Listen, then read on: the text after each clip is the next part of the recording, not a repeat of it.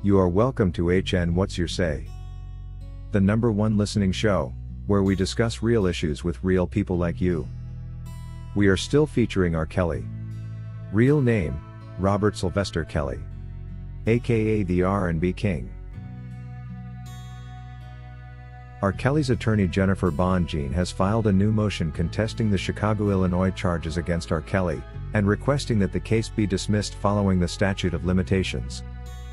This is a legislative act restricting the time within which legal proceedings against someone may be brought forward, usually to a fixed period after the occurrence of the events that gave rise to the cause of action.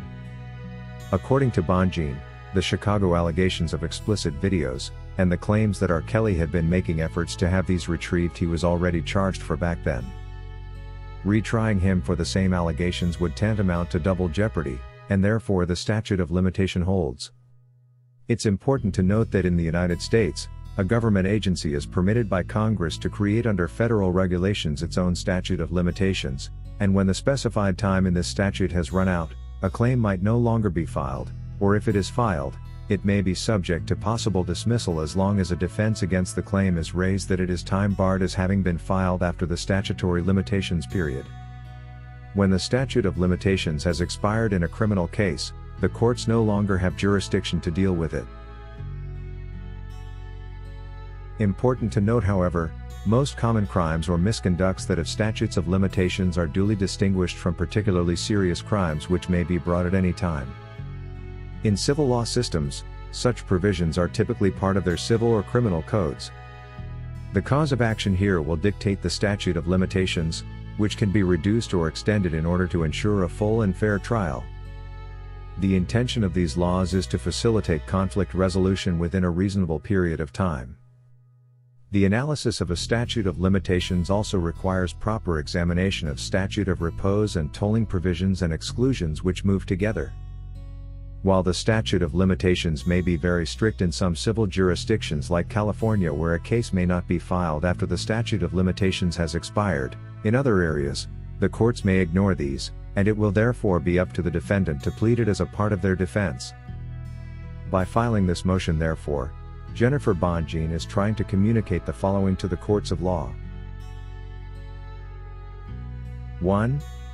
If a plaintiff really had a valid cause of action, they should have pursued it with reasonable diligence.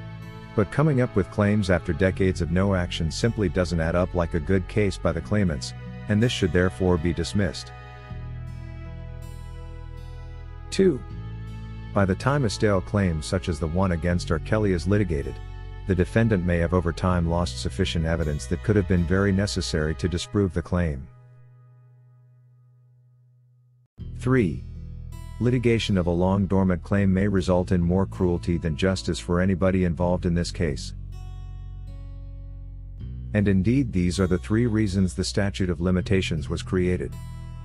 To help throw out bogus malicious cases and allow room for more important matters to be handled by the courts. The limitation period is usually computed starting with the date upon which the plaintiff first becomes aware of the crime against them, and is able to maintain a cause of action in court. In R. Kelly's case, for example, the fact that he was tried for the very same charges back in the years is perfect evidence of the time the claimants became aware of the supposed crime committed against them, and therefore cannot deny that they knew well they could litigate against Kelly then. It's been decades since, and here we are with the very same charges against the same man, Robert Sylvester Kelly. This cannot be acceptable, and the statute of limitations should apply. If the courts decide to proceed and take action, they will be working way outside their jurisdiction, and could end up causing self-damage on their reputations, or even see the entire case dismissed in the appeal courts for the very same reason. It is important to note that in the United States, the statute of limitations is applied differently from state to state. The fact that this Chicago case against R. Kelly was reported in Illinois even makes things better for Jennifer Bonjean to defend against it by leaning against the statute of limitations. While the government may want to ignore this, suggesting that R. Kelly's case involves serious sex crimes, the statute of limitations for this case type in Illinois is generally 3 years and can only be extended to 10 years for matters of DNA investigation, only if the plaintiff raised the case within 3 years of the criminal event. And even if the 10-year extension is called, We are already talking close to 20 years after the alleged events with accordance to the plaintiff's submissions. Basing on this information, therefore, the Chicago court is supposed to dismiss the case and turn to other important matters at hand because everything about it is obsolete, and being fetched way from the past. Jennifer Bongine is proving to be a very knowledgeable and resourceful attorney, and she is doing a great job keeping R. Kelly's hopes of finding justice afloat. For reasons best known to the courts, they may choose either to take her legal advice, or to ignore her completely, but I am sure there is no single ecosystem which has only dry logs for fire. This case against Kelly will eventually meet one single log that is still pregnant with water, and that will fail to burn. Then Robert will finally receive the justice he has longed for all these years. According to Jimmy Blackburn, this is a big chance for R. Kelly, because if the statute of limitations has actually been breached, the courts have a constitutional obligation to throw this case out. In the US, you cannot maliciously prosecute anyone, especially when it's in violation of the law. If you insist on doing this, it could eventually come back to haunt you. I expect the courts to grant this with no form of retaliation like Judge Ann Donnelly back in Brooklyn has been doing. Replying only with opposing statements to all motions Jennifer Bongine has been filing.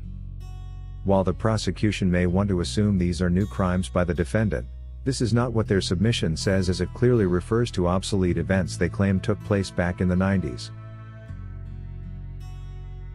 According to Deshaun Smith, I don't understand why they keep bringing up old stories from decades back and trying to pin R. Kelly with them. They even lack proof for almost everything against him. So they ought to let the law take its course, and apply the statute of limitations to see R. Kelly return home. We are tired of begging for the justice we deserve.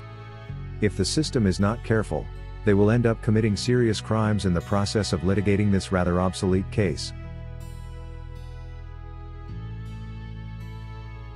That is all we had for you today on HN What's Your Say? To keep updated whenever we post a new video, subscribe to this channel now. Also remember to hit the bell icon and enable notifications. And feel free to share your opinions with us in the comment section below, and let us know if you would like us to publish your views in our next release. We value all our subscribers' opinions.